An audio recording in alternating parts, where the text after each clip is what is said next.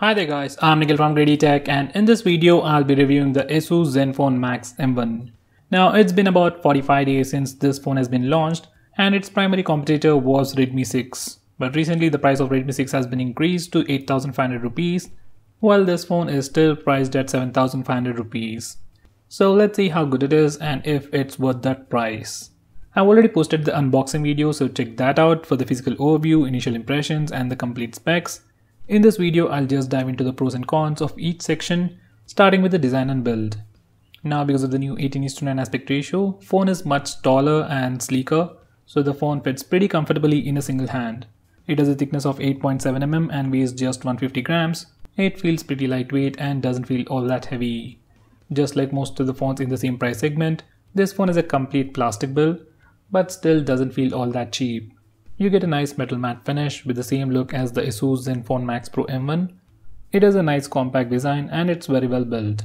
Even the power and volume buttons are sufficiently elevated and they have a nice clicky feel to them. So overall, in terms of design and build, I don't have any complaints, especially at this price. Now coming to the hardware section, this phone comes with all the basic sensors, including a fingerprint scanner, face unlock feature and a compass. The only thing missing is a gyroscope. And for the price, it's definitely manageable.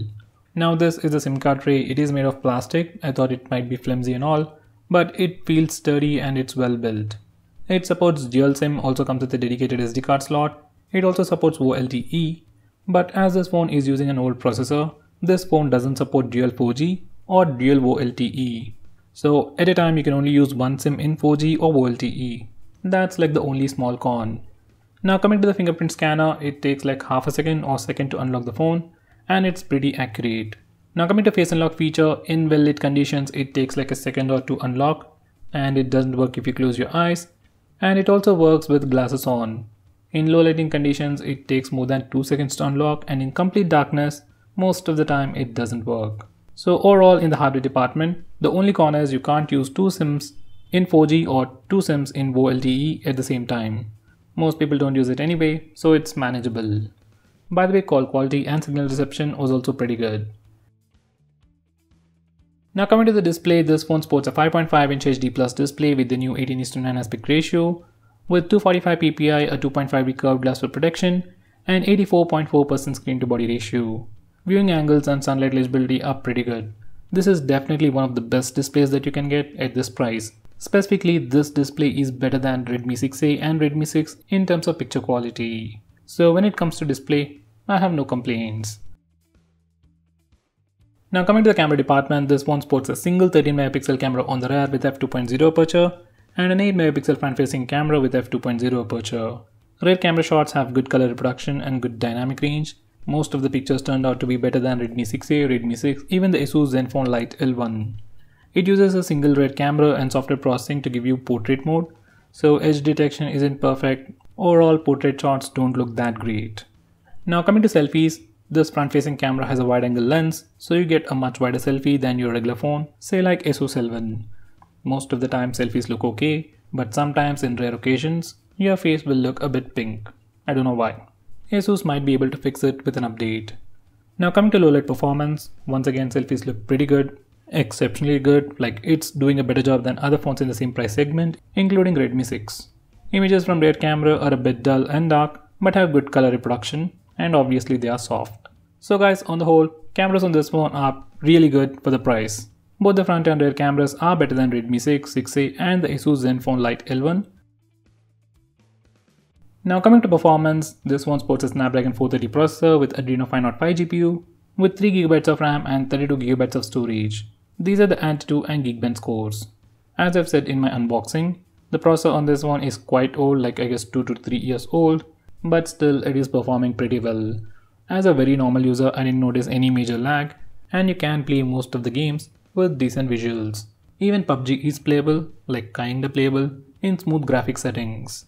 So overall, when it comes to performance, yes, it is not awesome, but for a very normal user or a basic user, it can do the job.